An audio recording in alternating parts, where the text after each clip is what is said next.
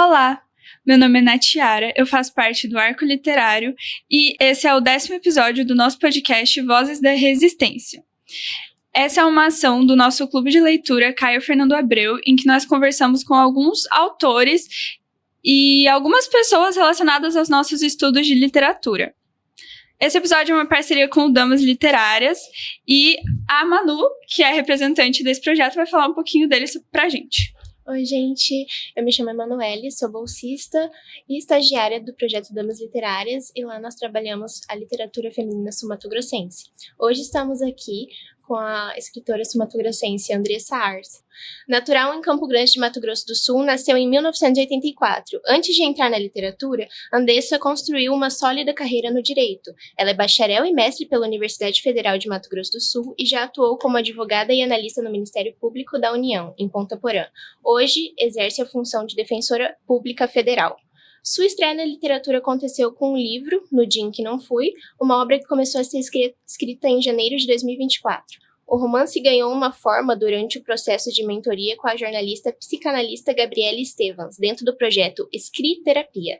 Bom, assim, na sua primeira obra, Andressa Arce surge como uma autora contemporânea que escreve a partir de um lugar que dialoga com questões universais. Surge a identidade, memória, dor e principalmente o crescimento. Sua obra de estreia já mostra uma voz literária muito forte e esse é só o começo da sua trajetória na literatura.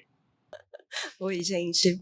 Obrigada por me receberem aqui. É uma honra estar nesse projeto dentro do Instituto Federal, que é uma organização, um instituto que eu sempre admirei por formar pessoas muito qualificadas e sempre quando eu vejo no currículo de alguém que passou pelo Instituto Federal, quando a gente está contratando estagiário ou alguma coisa assim, eu já fico mais animada.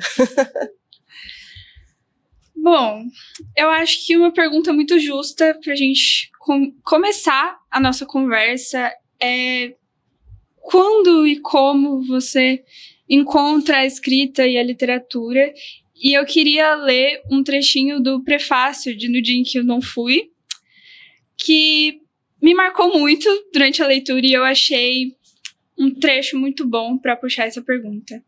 Que caminho traça o falar feminino até que seus contornos possam livremente dançar pelo mundo? Quais são as bordas do silenciamento que precisam ser estilhaçadas para que a matéria viva dos escritos de mulheres possa, enfim, lançar seus feitiços terras afora? Como que você lançou os seus feitiços terras afora? Esse é um prefácio escrito pela Gabriela Estevans e ela foi uma pessoa muito importante nesse meu processo de conexão com a minha escrita. A verdade é que a literatura surgiu para mim muito cedo. Eu fui uma criança, adolescente, que sempre gostou bastante de ler. E eu sempre escrevi também. Eu acho que, sabe aquela coisa de escrever poema quando a gente é criança? E na adolescência também, isso sempre esteve comigo. E aí lá pelos meus 20 anos, sou de uma geração bem diferente da geração de vocês, lá pela faixa dos meus 20, eu tive um blog, que era o Teodora. E foi uma época em que havia outros blogs literários aqui no Mato Grosso do Sul. Então a gente meio que se conhecia, sabia quem estava fazendo essas escritas, se conhecia, às vezes pessoalmente, às vezes só pela internet mesmo. Mas tinha esse algo acontecendo na época. E aí, bom, eu não postava com regularidade, mas era algo que eu alimentava pontualmente. Nessa época, eu acho que eu estava ou me formando ou já tinha acabado de me formar na faculdade de Direito. Mas foi algo que eu fui abandonando por uma necessidade de focar mesmo em outras coisas e, no caso, no que eu queria fazer a partir dali profissionalmente. Então eu deixei isso engavetado um tempo. E por muito tempo, durante muitos anos, eu pensei que talvez realmente a literatura não fosse para mim, fosse algo apenas para apreciação como leitora. Até que em 2023, e eu acho que foi um processo muito forte depois da pandemia, eu acho que teve esse período de pandemia que foi um período de recolhimento forçado, e foi bem na época em que eu estava fazendo o meu mestrado, na Universidade Federal. Eu acho que foi um período de transformação, acho que eu fui obrigada a me colocar no casulo, acho que como muita gente. E quando teve essa reabertura para a vida, veio alguma coisa muito forte para mim. E veio uma necessidade de escrita. E o jeito como eu encontrei de extravasar isso, de dar um encaminhamento para isso, foi fazendo oficinas de escrita. E aí eu comecei a fazer uma oficina aqui, a outra ali. Aí eu encontrei a escriterapia da Gabriele. E eu tive uma identificação muito grande com o jeito como a Gabriele vê a escrita e vê a escrita feminina, que é algo que ela fala muito, de um jeito muito bonito nesse prefácio do meu livro. E aí foi a partir daí que eu comecei e não consegui parar. Então foi algo de retomada mesmo, foi um reencontro, foi eu me deparar com algo que estava ali latente, algo que estava dentro de mim e que precisava sair. Aí foi assim. Nossa, é muito interessante, realmente. E ainda nesse espaço sobre a literatura, como você percebe a identidade da literatura sul-mato-grossense hoje? Bom, como você acha que o espaço narrativo muda nas produções contemporâneas? Sul-mato-grossense, o cenário sul-mato-grossense hoje. Eu pensei assim, primeiro contato, eu acredito que eu tive com literatura sul-mato-grossense, eu acho que é o primeiro contato que todo mundo tem, que é através de Manuel de Barros, né? Foi um contato muito importante para mim, comecei a ler as obras dele na adolescência, e eu acho que continua sendo, né, leitura obrigatória do vestibular da UFMS. Na minha época era. Então, esse foi o primeiro contato e eu acho que é bastante importante, porque foi ver alguém daqui, tudo bem que ele é mato-grossense, né, de origem, mas assim, alguém que criou uma vida no Mato Grosso do Sul e produziu a partir daqui. Eu acho que essa foi a minha primeira referência. Isso da literatura contemporânea sul-mato-grossense, eu acho que eu comecei a olhar de um jeito mais atento a partir do contato com a obra do Febrário de Oliveira. Eu conheci o Irapuru, que é o primeiro romance dele, e eu já achei muito interessante. Eu vi aquele menino, ele é mais jovem que eu vi aquele menino produzindo uma obra tão interessante, tão bonita, e eu me conectei muito com aquilo, me deu foi um achado, eu fiquei muito empolgada com esse encontro com o Febrário, através da literatura. E aí a partir dele, eu tive contato com a livraria dele, da Bianca, que é a Amor, e eu acho que tendo essa proximidade com eles, eu comecei a prestar mais atenção no que estava acontecendo aqui. Aí eu conheci a Sloane, o Flávio, a própria Bianca, né, que também escreve, tem TV, que é um livro muito bom. E eu comecei a ver essa produção muito interessante acontecendo aqui. E algo que eu não sei porquê, ou talvez seja algo a partir de uma coisa do Manuel de Barros também, que é essa conexão muito grande com o Pantanal. E agora eu estou pensando muito na obra de um amigo meu, artista plástico, que é o Evandro Prado. O Evandro é meu amigo há muitos anos. E o Evandro, ele tem uma poética que é uma poética muito política, e é uma poética que vai muito além desse espaço de Mato Grosso do Sul, né? Então, eu acho que entrar em contato com obras como o Irapuru e o Caixa d'Água do Febrário, o TV da Bianca, mostram essa possibilidade, assim, de que você pode fazer literatura sul-mato-grossense e ela não necessariamente precisa estar enraizada em algo como o Pantanal. Você não precisa cantar o Pantanal, ou o Cerrado, ou o Planalto de Maracaju, o que for. outros temas podem ser tratados. E eu falei do Evandro porque eu lembro que uma vez fizeram uma crítica pra ele, por que você não pinta uma arara? E a gente ria muito disso. Porque... Pinta uma arara aí. Por que você não pinta uma arara? Tem coisas tão bonitas para serem pintadas, né? E a gente ria muito disso. Então, eu acho que esse cenário contemporâneo da literatura sul-mato-grossense mostra que a gente pode fazer literatura com uma identidade sul-mato-grossense, mas não necessariamente precisa vir com esses elementos, com essa cor local dessa maneira. Sim, com certeza. Teve uma roda de conversa sobre literatura e mulheres no Festival da Juventude e eu estava mediando a Sara Muricy e a Maria Carol. E a gente conversou muito sobre esse cenário literário que a gente vive hoje, em que, por exemplo, você consegue sentar e conversar com um escritor que é premiado. Em outros lugares, isso não é tão acessível, e é muito legal porque é uma inspiração muito grande. Todas as vezes que eles estão aqui com a gente, nas rodas, enfim, todo mundo fica muito empolgado e todo mundo fica muito animado, porque a gente vê que é real, sabe? Que não é tão distante assim. Tanto é que esse é um dos nossos principais objetivos como projeto. E é um acontecimento conhecer esses autores, e te incluo nisso, inclusive. É um acontecimento, acho que na vida de todo mundo que tem essa conexão com a literatura, ou de alguém que quer desenvolver essa conexão. E isso é muito incrível. Eu concordo com você, eu acho que é muito interessante. Você falou da Maria Carol, uma autora jovem, muito interessante, que traz essa temática LGBT para sua obra de um jeito muito bonito, muito afetuoso.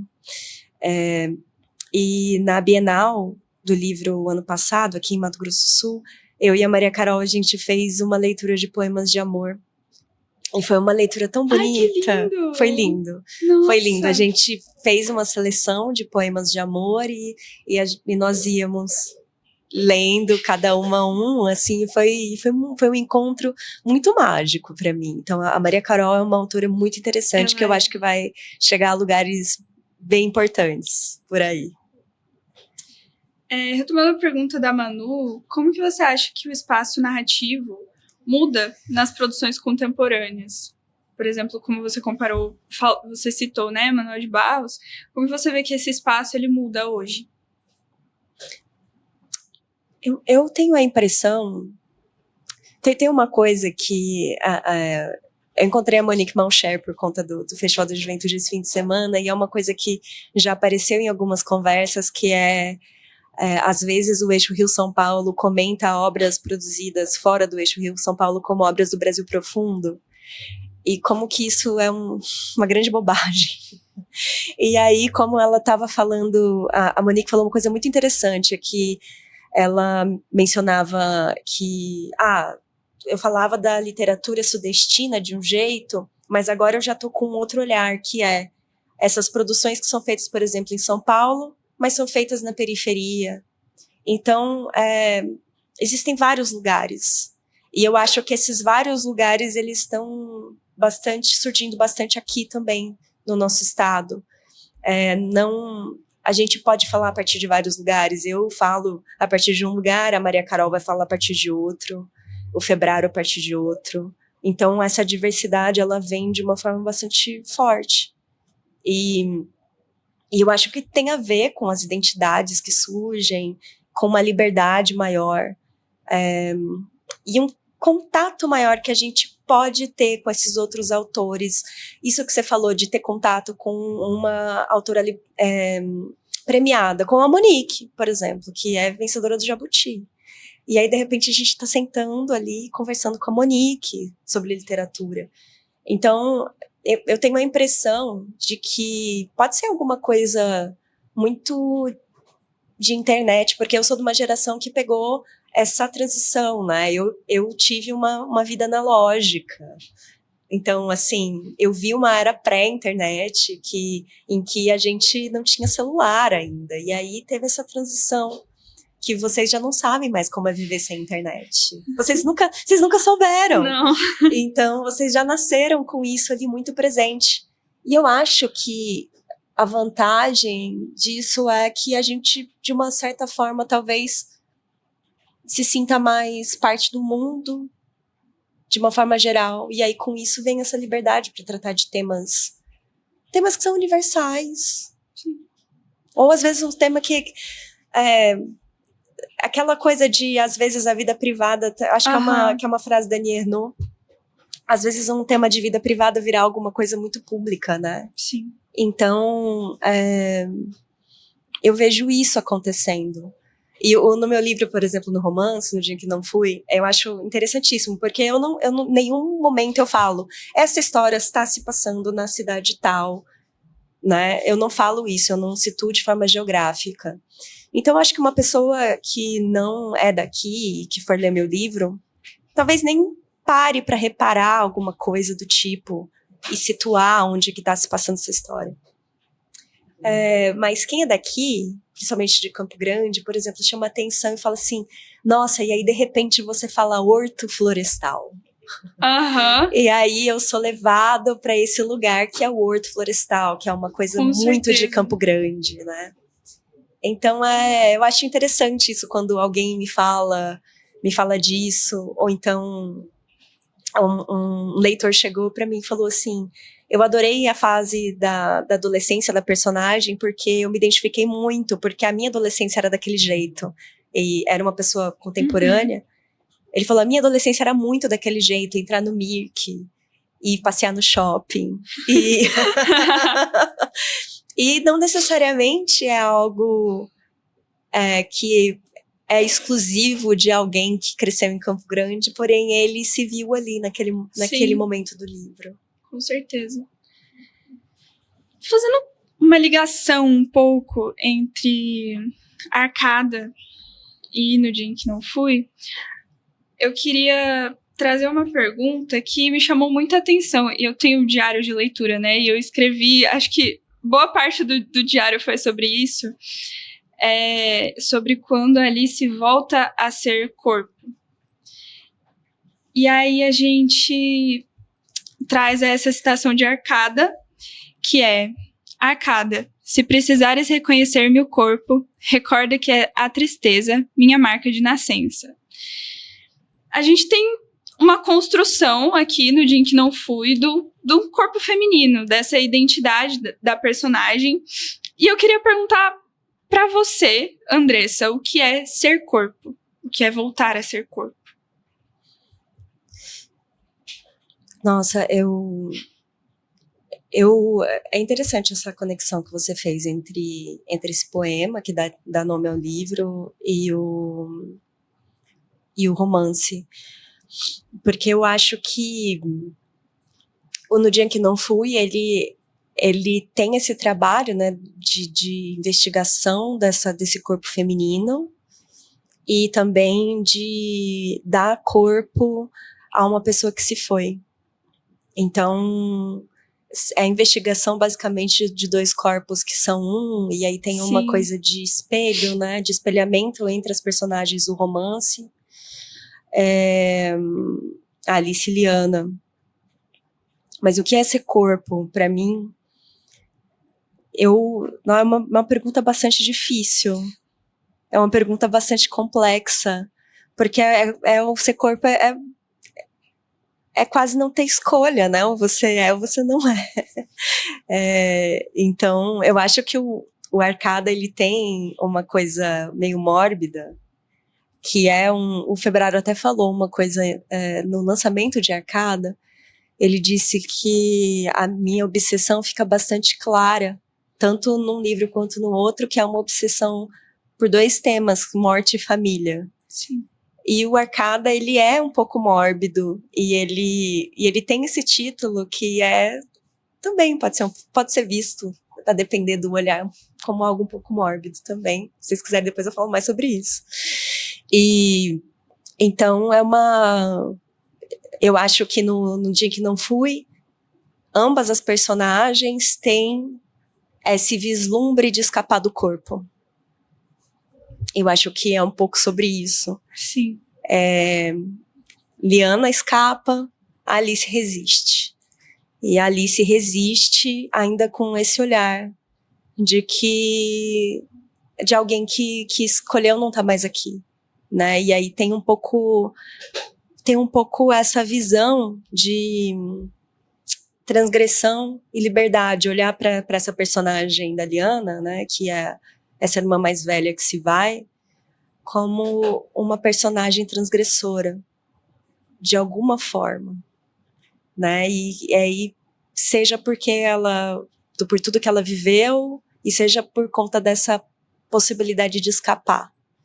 E isso tem várias coisas complicadas nessa visão, mas eu acho que tem um fascínio meu por esses temas também. E no Dia que Não Fui, por exemplo, eu cito Christiane F., que foi um filme que apareceu para mim na infância, realmente, e depois eu revi adulta. E é um filme que ainda me fascina até hoje. É algo que eu olho e tem essa coisa, porque é uma história triste, trágica. Por outro lado, por exemplo, eu não li o livro, mas eu sou apaixonada pelo filme. E o filme, ele tem toda uma estética muito interessante, a personagem ali, o que ela veste, o jeito como ela se maquia, a sandália que ela veste, que é uma sandália que é da mãe, aí ela usa uma meia, e ela tá correndo com os amigos na estação de trem, e aí de repente elas estão num show do David Bowie. É muito difícil eu não ficar fascinada com essa imagem, mas também é esse corpo que tá um pouco em luta. Eu lembrei do poema da Mar Becker, que é... agora eu não vou lembrar a citação, mas é algo como... Eu não sei se é um corpo devorado ou derrotado pela noite, mas acho que é derrotado. Apenas um corpo derrotado pela noite pode amar. E isso é algo que, de alguma forma, tá por aqui. Sim, com certeza. Essa conexão com essas dores que às vezes pode levar a um desaparecimento. Mas pode levar a outras coisas também. E no meu caso, por exemplo, pode levar à escrita. Então, talvez, para mim, respondendo finalmente a pergunta, ser corpo hoje tem a ver com a escrita, tem a ver com sustentar essa voz que eu desenvolvi ao longo desses anos. E não só na literatura, mas assim, como eu amo, como eu me relaciono com os meus amigos, como eu me relaciono com os meus pais, como eu me relaciono com o meu trabalho na Defensoria Pública, como eu atendo essas pessoas, como eu atendo essas demandas. Eu acho que tudo isso para mim hoje é ser corpo. Nossa, é uma profundidade tão bela, né? E aproveitando que nós fizemos essa relação entre suas duas obras, por que o nome de Arcada, né, para sua primeira coletânea de poemas que foi publicada pela Amor? Arcada foi um livro escrito num momento eu vou falar assim, de mergulho. Eu estava bastante afundada.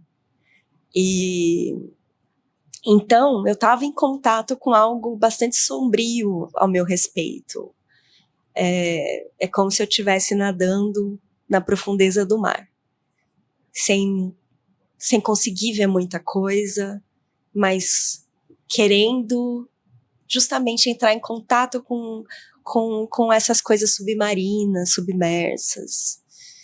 E aí, por conta disso tudo, me veio essa coisa um tanto mórbida, que quando eu ia falar quando eu era adolescente, mas eu acho que na verdade eu já era jovem apenas, eu tinha uns 20 e poucos anos. Eu fiz um raio-x da minha arcada dentária porque eu ia tirar o siso. E aí eu entreguei pra minha mãe e eu falei assim: mãe, você guarda, porque se um dia eu morrer num acidente de avião, você tem como me reconhecer, porque você tem a minha arcada dentária. E aí, isso sempre foi uma coisa séria e piada ao mesmo tempo. Sim. E aí veio esse poema do... Eu achei incrível. Se quiseres reconhecer meu corpo, saiba que a tristeza é minha marca de nascença.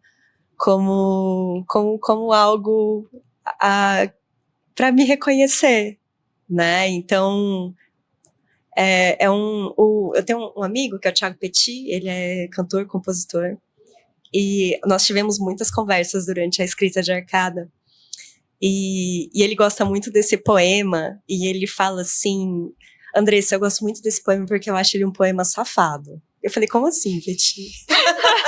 Porque você tá falando sério, mas você não tá ao mesmo tempo. É como se fosse uma coisa meio... Assim, é um trágico, meio charmoso, é uma coisa... Ele fez um elogio, que eu achei um baita elogio, que ele falou assim, me lembra aquele poema do Domênico, do Cigarros na Cama, que é Comecei a Fumar Porque Você Fuma. Que é uma coisa assim também, meio que um charme, não é bem verdade, mas é um pouquinho. Mas o Petit, nessa época que eu tava escrevendo, e eu tava muito nessa coisa de... um pouco nessa tristeza, e ele me falou... uma das conversas mais bonitas que eu já tive com ele. Ele falou assim, Andressa, o mais importante é saber que você tem que voltar. E só é legal estar submersa porque você sabe que você pode voltar. Então, aprenda a fazer esse movimento. Você vai, mas você volta. Você vai, mas você volta. E ele me disse assim... e hoje eu tô te falando isso porque eu demorei para aprender sobre. Então, eu tô te passando esse conhecimento. Aí ele disse, de Orfeu para Perséfone. Ai, que lindo! Nossa, que lindo! É isso, gente. Ouçam o Thiago Petit, que ele é gênio. Caraca!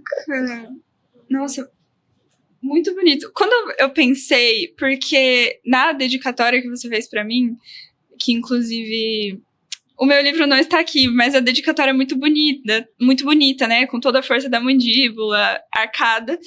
E eu achei muito bonito, porque a literatura, ela é realmente um encontro. E eu fiquei muito assim, gente, por que esse título? Por quê? Por quê? Por quê? E eu lembro que quando a gente se reuniu para preparar, né? Uhum. A gente falou um pouquinho sobre a Arcada também, e aí eu ficava olhando com uma colega minha que estava do meu lado, a gente olhou a capa, e a gente olhava os textos e tal. Por que Arcada? E é o que a gente conversa com todos os autores. E todos eles falam a mesma coisa. É muito legal quando a gente vem e vocês têm ideias que nunca nem passaram pela nossa cabeça, do porquê algo acontece. E essa coisa do movimento, de ir e de voltar e estar aqui e de repente estar ali de novo, é uma coisa muito do escritor, né? Porque a gente tem esse momento, às vezes, até... não sei se eu posso dizer solitário, mas um pouco mais recolhido. A gente entra de cabeça nisso. Uhum. E a gente volta depois e vive pra gente ter mais coisas pra escrever. E é sobre movimento. Eu acho que tudo é sobre movimento. Uhum. Então, pra você, como que é esse movimento entre Arcada, que é poesia, e No Dia em que Não Fui, que é prosa? Como que... Você falando de movimento, eu acho que isso tá presente nos dois livros, porque é algo que tá presente em mim, que eu acho que é uma coisa de melancolia. Que, inclusive, os dois livros, eles são a respeito dessa melancolia, no sentido de a gente não precisa negar essa parte da vida. Ao contrário. A gente, às vezes, precisa parar, olhar, e isso pode ser alguma coisa muito bonita, né? E em relação a esse movimento prosa e poesia, ou melhor, prosa e poema, o que eu acho, e o que já me falaram, né? Que a minha prosa, tem muita poesia na minha prosa. Sim. Então, a poesia tá sempre me acompanhando. Isso, eu sinto que é algo do qual eu não escapo. Então, eu acho que é isso. O poema viria de qualquer forma. É um jeito... É algo que realmente eu gosto de escrever. Eu gosto muito de escrever poema. Só que a poesia tá sempre na minha prosa também. E é algo da minha voz narrativa, de que eu parei, investiguei, e é algo da minha voz narrativa, o jeito como eu escrevo, como eu vou encontrar as minhas imagens, tem a ver com esse lado mais de brincadeira que a poesia proporciona. Trazer figuras de linguagem. A professora Maria Adélia falou que eu uso muito oxímoros, né? Tanto no Arcada quanto no Dia que Não Foi. E eu acho que vem muito dessa conexão com uma linguagem mais poética, e que é algo que me vem. É algo que está muito realmente na minha voz narrativa, marcado na minha voz narrativa. Quando eu estava lendo, na verdade, eu já falava isso, e eu me vi muito cativada, talvez até encantada pela forma como você conseguiu descrever lugares subjetivos, e eu consegui enxergar e estar nesses lugares. E eu acho que é muito uma característica dessa poesia, né, que acho que até no seu jeito de ser, de falar, de estar, é muito poético. E descrever um lugar subjetivo e conseguir fazer as pessoas estarem nesse lugar subjetivo é uma coisa surreal. Tipo, assim. tipo o quê, assim, por exemplo? Cara, eu vou tentar achar. Tá. Se eu não quiser passar, pro próximo tópico, eu vou tentar achar aqui algum exemplo. Tá bom. Aproveitando que ela tá com o livro na mão, seria muito legal se você contasse pra gente como que surge a ideia desse livro, desse seu fruto. Eu acho que eu tava carregando esse livro comigo já há um tempo, mas eu fiz uma mentoria com a Gabriele, e que foi uma mentoria para investigação de voz narrativa, e foi até uma mentoria super curiosa, porque eu fiz a inscrição, e aí eu mandei um e-mail para ela falando assim, acho que eu me antecipei, eu acho que eu não tô pronta para fazer uma mentoria de escrita, eu acho que nada a ver. E aí ela me retornou falando assim, Andressa, os textos que você me mandou são textos muito maduros, eu acho que você precisa se autorizar como escritora. Eu acho que não é sobre a sua escrita, mas é sobre você se entender escritora no mundo. E a gente trabalhou isso na mentoria. E aí o último exercício da mentoria era eu escrever um prefácio sobre um livro que eu viesse a escrever. Tipo, um livro que não existe. Ela disse, você vai escrever um prefácio. Eu falei, tá. E aí eu escrevi um prefácio sobre um livro que eu não tinha escrito. Só que, a partir daí, alguma coisa mudou. E bom, começou a surgir esse desejo de escrever algumas memórias que eu tinha com a minha irmã, porque, bom, acho que é importante esclarecer isso, que No Dia que Não Fui é um livro de ficção, porém, ele parte de uma história pessoal, porque eu perdi uma irmã quando eu era criança. E aí surgiu esse desejo de escrever sobre essas memórias. Só que eu ficava hesitando por querer tratar de temas difíceis, né? Então, porque esse livro aborda, de alguma forma, fala sobre suicídio, fala sobre transtorno alimentar também. E eu ficava muito assim, mas como que eu vou tratar desses temas? Esses temas são muito delicados. E aí eu li A Redoma de Vidro, da Sylvia Plath. E era o que eu precisava. Porque quando eu li A Redoma de Vidro, eu me senti acolhida. Uhum. Eu pensei, foi uma inspiração muito grande, e aí eu comecei a me conectar com outras obras que sempre mexeram muito comigo, como As Virgens Suicidas, tanto o livro, mas especialmente o filme da Sofia Coppola, que eu acho que eu li o livro, mas o filme, para mim, é mais impactante, porque eu gosto muito da Sofia, e o visual é todo muito bonito, eu não sei se vocês já viram, mas assistam, é um filme muito bom. E um filme que foi bastante importante na minha adolescência, que foi Garota Interrompida, e que é baseado num livro, esse livro eu nunca li, mas é sobre garotas que estão numa instituição de saúde mental. Então, esse tema da loucura, por assim dizer, de um jeito mais simplificado, já estava ali comigo, me acompanhando tem um tempo. E aí, quando eu li A Redoma de Vidro, eu me senti autorizada para escrever sobre os temas que eu queria tratar. E até isso foi uma conversa que eu tive com a Gabriele, e ela me falou assim, os temas que você persegue são os temas que perseguem você. E aí eu vi que eu não tinha por onde escapar.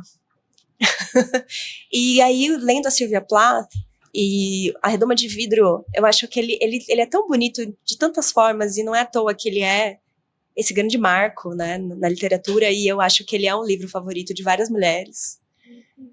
Que começa com essa personagem muito promissora.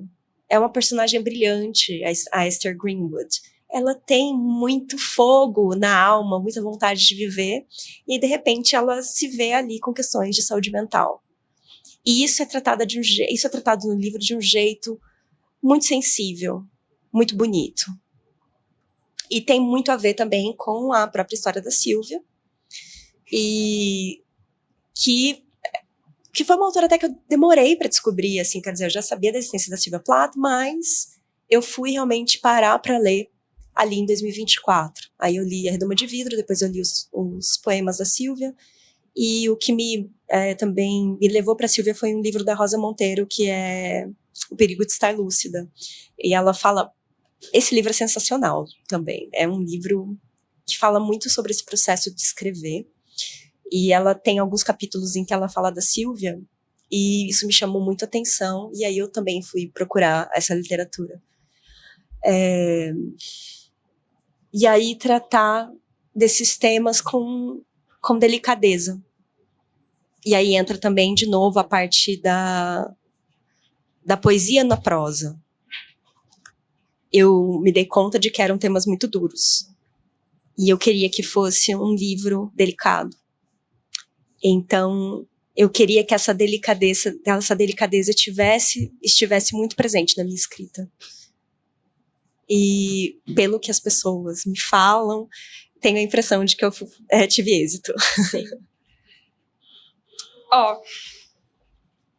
Acho que quando eu falo de lugares subjetivos, talvez coisas que não são palpáveis.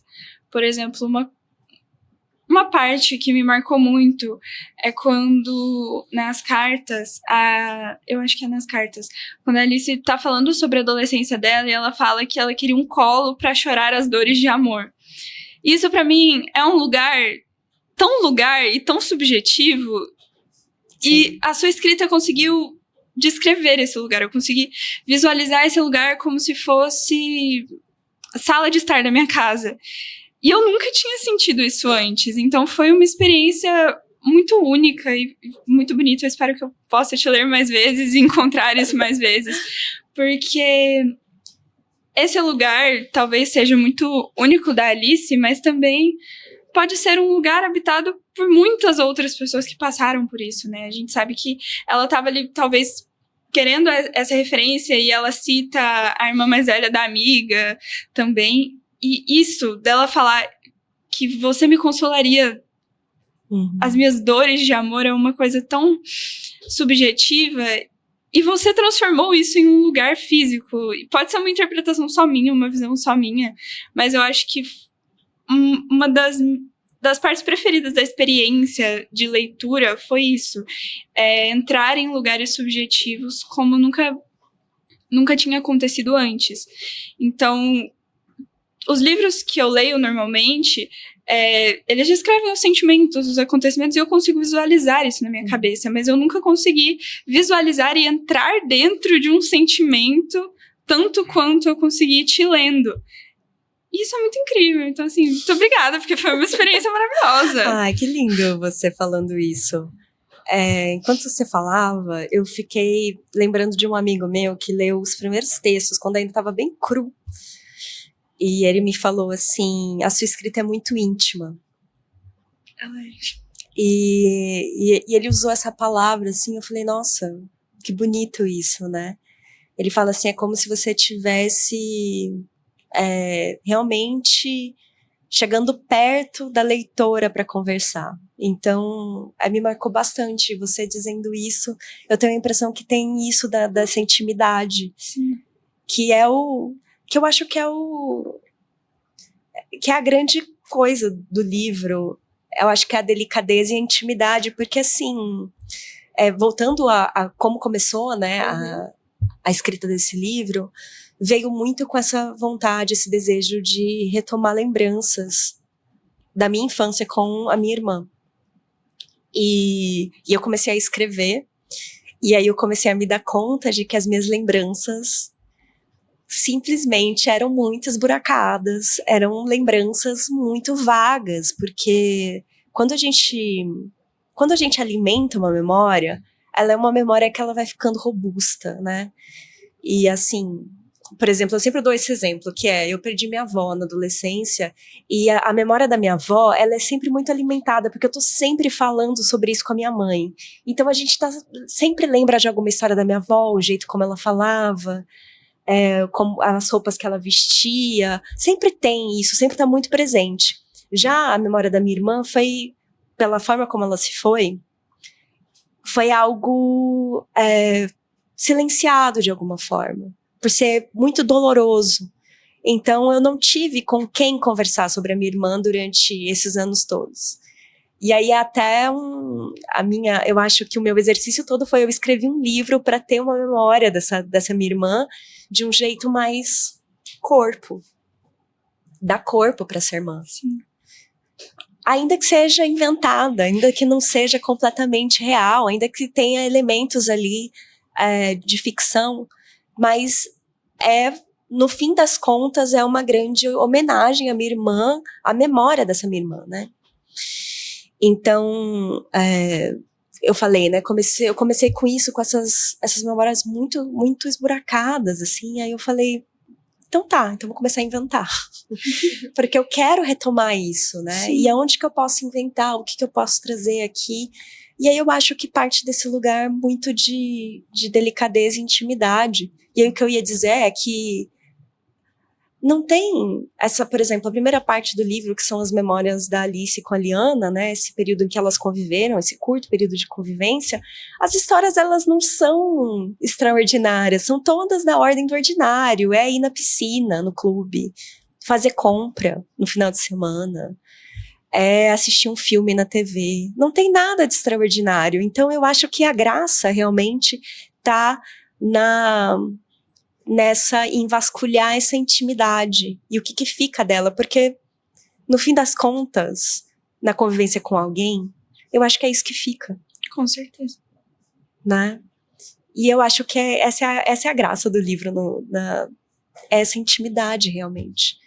E aí eu acho que pensar nisso, se você estivesse aqui, eu poderia deitar no seu colo, né? É uma coisa que provavelmente você já fez isso com uma amiga, você já deitou no colo de uma amiga, então é algo com que você consegue se relacionar, né? E aí fica na terceira parte do livro, né, que são essas cartas escritas de Alice para Liana, né? Essa ausência muito presente. Então, a Alice escreve para Liana, tentando trazer ela de volta, né, de alguma forma. Então, assim, olha, quero contar para você como é que tá a minha vida. Eu quero imaginar como seria se você ainda estivesse aqui. E aí eu lembrei tem um verso da Maya Becker que, salvo engano, a delicadeza também devora a sua maneira. E aí eu acho que também isso. E por esses pequenos abismos. Sim. E entrar no coração de quem me lê através desses caminhos que não são grandes estradas. Nas nossas discussões, a gente falou sobre como a escrita poderia contribuir na elaboração dessas coisas, desses processos que são difíceis de nomear. Porque o luto, ele é muito difícil de viver. E é muito difícil que o externo te deixe viver o luto. Não de forma consciente, mas às vezes de forma inconsciente, é um processo muito silenciado. E a gente percebe isso também quando a Alice escreve essas cartas para a irmã, e muito nítido na sua fala. Então, assim, no seu processo de escrita, as cartas vieram primeiro, elas vieram depois, no meio, assim, foi acontecendo? Elas vieram um pouco junto. Uhum. Na verdade, eu Eu comecei escrevendo sobre as memórias, só que depois, na mesma época, já veio essa necessidade de escrever através de cartas. E aí até já me perguntaram, por que as cartas? É algo que não é tão comum na literatura contemporânea. E a minha única explicação foi o único modo que eu encontrei de fazer com que as personagens conversassem novamente, né? E aí, quando eu fui desenvolver o livro, né, eu tinha esses textos e eu fui fazer a construção do livro mesmo, né, e aí ficou a primeira parte, Alice e Liana, convivendo juntas, o meio do livro, apenas Alice, e a terceira parte, Alice para Liana. Então, é realmente um caminho, né, ali na adolescência, a Alice se vê sozinha, de algum jeito ainda, e aí tem esse processo do luto, né, que tem todo o conceito do luto, o luto sendo um trabalho, né, é um trabalho, o luto, é como sair de uma caverna. E aí eu li algumas coisas e vi uns cursos a respeito, dizendo muito quando o luto não está elaborado, existe às vezes uma repetição. A pessoa que fica, às vezes, começa a ter atitudes e começa a agir como uma pessoa que se foi. E isso aparece na segunda parte do livro, de alguma forma. Então tem é como se houvesse um pacto de morte entre essas irmãs, de alguma forma, um pacto silencioso, né? E aí, a terceira parte do livro, eu acho que é quando vem mesmo o trabalho do luto, que é o sair desse buraco. E é reconhecer a perda, se reconhecer, a personagem se reconhecendo, e vendo o que ficou, dando nome para os sentimentos, dando corpo para a irmã que se foi.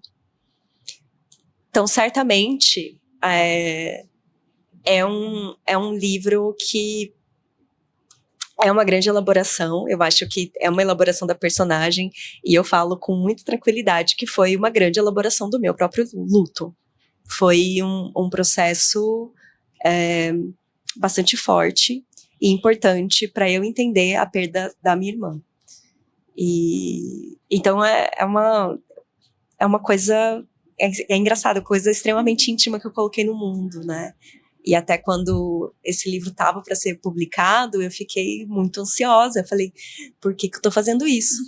Mas depois... Tinha na cabeça. Mas aí depois, E é assim, quando a gente coloca um livro no mundo, a gente não sabe, principalmente eu sou uma pessoa desconhecida. A gente não sabe quem que vai ler. Eu nunca imaginei, por exemplo, que vocês leriam meu livro.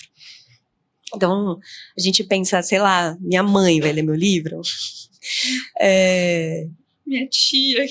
E aí, de repente, o livro teve uma boa recepção e chegou a lugares que eu jamais tinha imaginado. E ver a resposta das pessoas, e ver os comentários e as visões, e é tão interessante. Eu acho que é talvez a parte mais legal de escrever.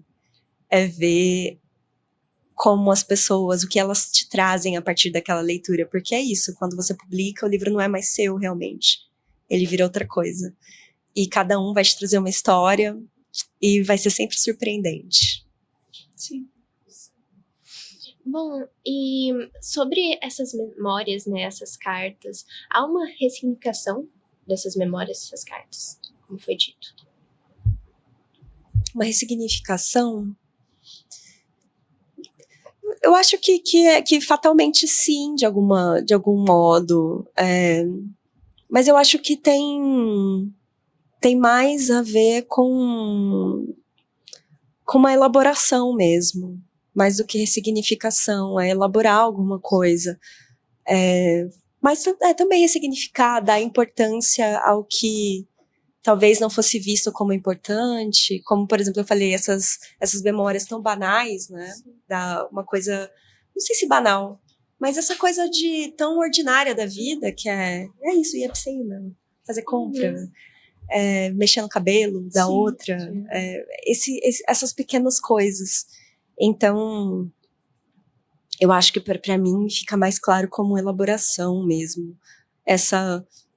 Trazer as cartas como conversas que eu gostaria de ter tido. E de uma certa forma agora eu tive. Sim. E como foi pensar a construção da Alice sobre diferentes óticas, como então a religião, por exemplo? A personagem Alice. Uhum. A Alice, ela... Aí entra a redoma de vidro, e foi algo que eu já falei aqui. Eu queria muito que ela fosse essa personagem muito promissora. E porque eu senti isso lendo A Redoma de Vidro, e eu até anotei no cantinho do meu livro, que é, nossa, essa personagem, ela tem muita possibilidade. Sim. E aí, de repente, ela tem alguma questão. E eu queria trazer isso no dia. Eu queria que a Alice fosse assim também, essa personagem muito promissora. Só que também trazer uma coisa muito sonhadora e rígida. Uma rigidez muito A grande. menina que chora porque tirou 9 na prova. Eu queria trazer essa rigidez também, Sim. né? De essa exigência assim muito grande sobre dessa visão sobre si, né? De querer ser algo. E eu acho que como o capítulo já começa assim, né? Da segunda parte, de querer ser alguém na vida. É uma personagem que tá buscando algo. Ela é uma personagem muito ambiciosa, então eu queria que ela fosse muito ambiciosa, eu queria que ela fosse muito promissora também para quem estivesse lendo. E aí fosse acontecendo as coisas e fala, puxa, nossa, que pena que isso aconteceu com ela. Eu queria isso.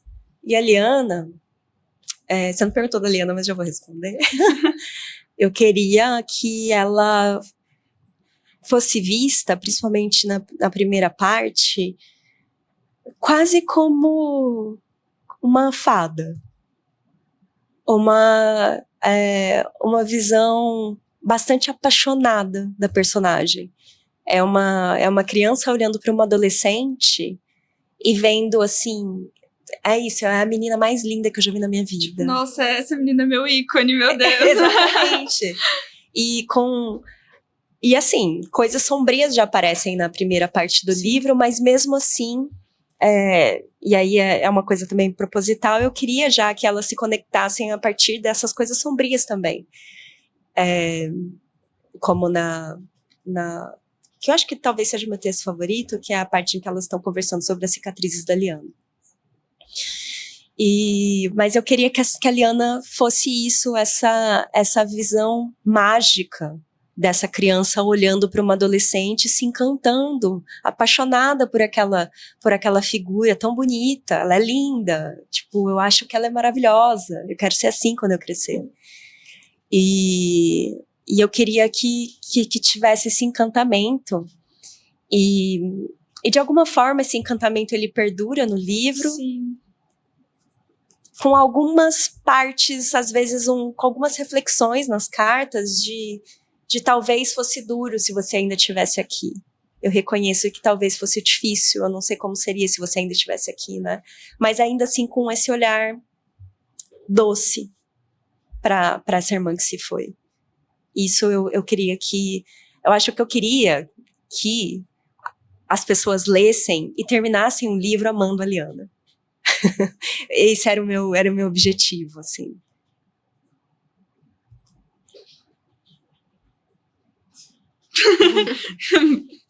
Reflexiva aqui.